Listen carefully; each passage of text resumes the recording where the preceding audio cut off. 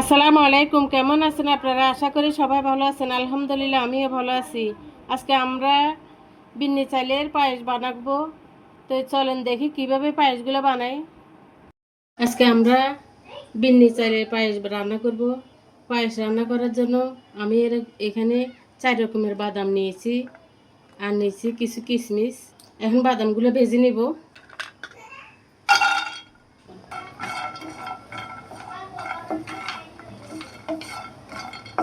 বাদামগুলো একটু কড়া করে ভেজে নিব। আজকে আমার বড় ছেলের জন্মদিন। আমি রবিউলের চাঁদের 12 তারিখে হয়েছে।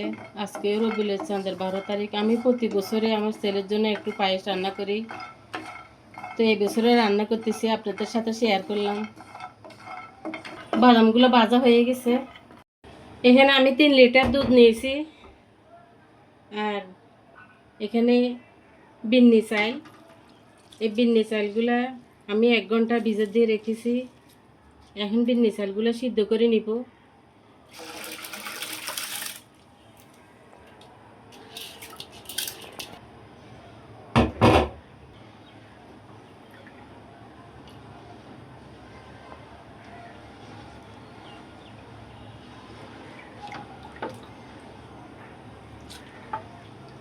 চালগুলো ভালো করে সিদ্ধ করে নিব।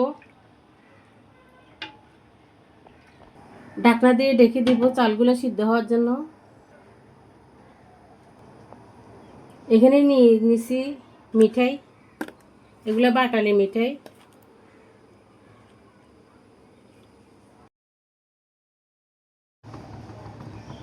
চালগুলো সিদ্ধ হয়ে গেছে।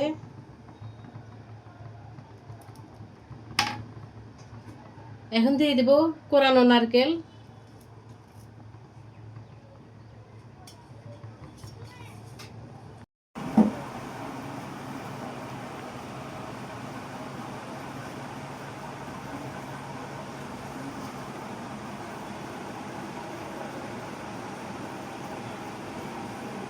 রেডি হয়ে গেছে বিন্নি চালের পায়েস। ভিডিওটা কেমন লাগলো? ভালো লাগলে একটা লাইক কমেন্ট শেয়ার দিয়ে আমার পাশে থাকবেন।